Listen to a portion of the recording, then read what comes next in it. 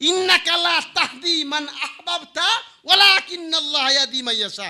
এই আয়াতটা যখন আমি পড়ি ভাই, আমার কাছে এই তাফসীরের কিতাব যখন আমি পড়ি, এই আয়াতটা আমি যখনই পড়ি আমার চোখের পানি টপকে কিতাবের পাতায় পড়ে যায়।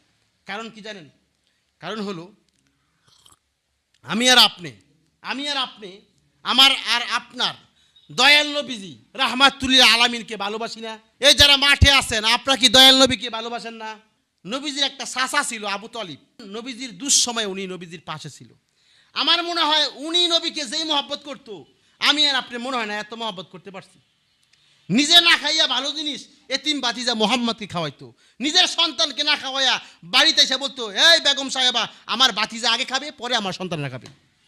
আবু জাহেল, আবু লাহাব, উতবা সাহেবারা যখন আইসা বলতেছে, আবু তলিব তুমি তো নেতা, তুমি নেতা মানুষ, তোমার কারণে তোমার বাতিজাকে কিছু বলি না। কি হয়েছে? তোমার বাতিজা দাওয়াত দেয়, ইয়া আইয়ুহান নাস কুলু লা ইলাহা ইল্লাল্লাহ তুফলিহু, সবাই তো কালিমা পড়ে মুসলমান হয়ে যায়। তোমার বাতিজার চেহারা দেখে মুসলমান হয়ে যায় মানুষ। তোমার বাতিজাকে থামাও, আমাদের ধর্মের চুনকারি লাগিয়েছে, তোমার বাতিজাকে বলো সে যদি হক কথা বলা ছেড়ে দেয়, একাত্মবাদের প্রতি আহ্বান না করে, তাহলে মোহাম্মদকে আমরা দেশের প্রধানমন্ত্রী বানাবো, অথবা সুন্দর গাড়ি দিব, সুন্দরী নারী দিব, বাড়ি দিব, যা আছে সব দিব, কিন্তু এর বিনিময়ে সে যেন কালিমার দাওয়াত না দেয়। বিকেলবেলা নবীজি আসছে, আবু তলেব বলতেছে, বাতিজা এটা কাজ করো, তুমি এই দাওয়াতটা ওদের দিও না তো, এই হক কথা বলার দরকার নাই।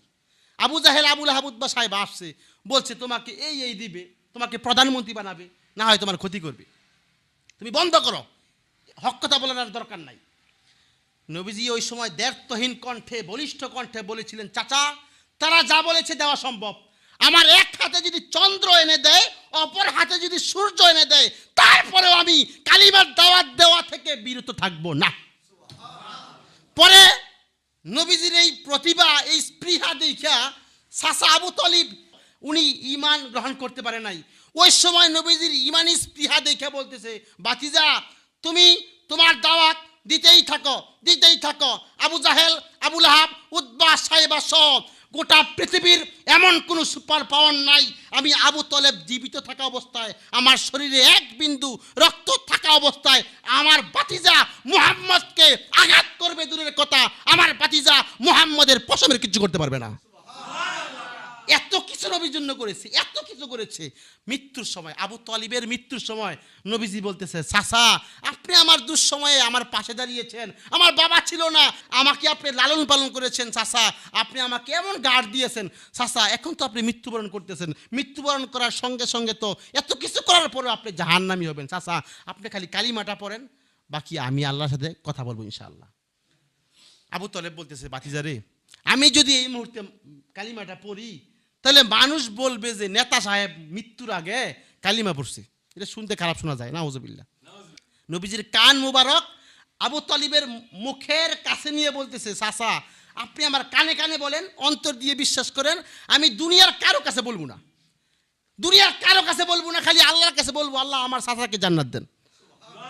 এইবার আবু তলেব বলতেছে, বাতিজা রে শোনো, আমি জানি তোমার মতন বিশ্বাসী, তোমার মতন সত্যবাদী এই পৃথিবীতে আর কেউ নাই, কিন্তু বাতিজা আমি দেখছি যারা মুসলমান, যারা কালিমা পরে মুসলমান হয়ে ইন্তেকাল করে, তাদের মৃত্যুর পরে আমি দেখছি তাদের চেহারাটা নূরে ঝলমল করে। আমি যদি অন্তর দিয়ে বিশ্বাস করে মুখ দিয়ে তোমার কানে কানে বলি, তোকে বলবা না ঠিক, কিন্তু আমি যদি কালিমাটা পড়ি, কালিমা পড়ে মৃত্যুবরণ করার সঙ্গে সঙ্গে আমার চেহারাটা নূরে নূরান্বিত হয়ে যাবে, আমার চেহারা যে নূর বাসবে, এই নূর দেখা মানুষ বুঝে ফেলবে যে আমি কালিমা পড়ে মুসলমান হয়ে গেছি। আহা, তারপরে কপালে কালিমা নাই, ঈমান নাই। এরপরে আল্লাহ এই আয়াতটা নাযিল করছে, ইন্নাকা লা তাহদি মান আহবাবতা ওয়ালাকিন্নাল্লাহা ইয়াহদি মান ইয়াশা। নবী এই যে চেষ্টা করতেছেন, কাজ হইব না তো, কারণ আপনি যাকে ভালোবাসেন তাকে আপনি হেদায়েত দিতে পারবেন না, আমি যাকে ইচ্ছা তাকে হেদায়েত দান করি। জান আপনার চাচা যদি এত কষ্ট করছে আপনার জন্য, তাহলে আপনার চাচা এই পৃথিবী থেকে যত মানুষরা, যত কাফেররা জাহান্নামী হবে, আপনার চাচার আযাবটা আমি একেবারে কমিয়ে দিব। জাহান্নামের সর্বনিম্ন আযাব আপনার চাচাকে দেওয়া হবে, এর চেয়ে কম আযাব আর কাউকে দেওয়া হবে না।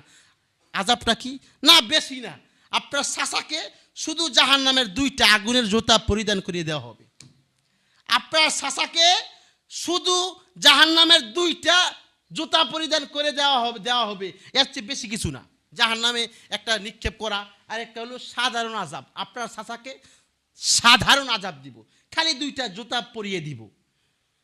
এই 2 জুতা পরিধান করার সঙ্গে সঙ্গে আবু তলিবের মাথার মগজ বাতের মারের মতন টকবক টকবক করে নাক দিয়ে আর মুখ দিয়ে পড়বে। চিন্তা করছেন বিষয়টা আপনারা? এইটা হলো জাহান্নামের সর্বনিম্ন আযাব, যা দয়াল নবীজির চাচা আবু তলিবকে দেওয়া হবে। সর্বনিম্ন আযাবের কারণে যদি মাথার মগজ টকবক টকবক করে পড়তে থাকে, তাহলে সর্বোচ্চ আযাবটা কি হইতে পারে? সর্বোচ্চ আযাবটা কি হতে পারে? চিন্তা করছেন বিষয়টা? আল্লাহ আমাদেরকে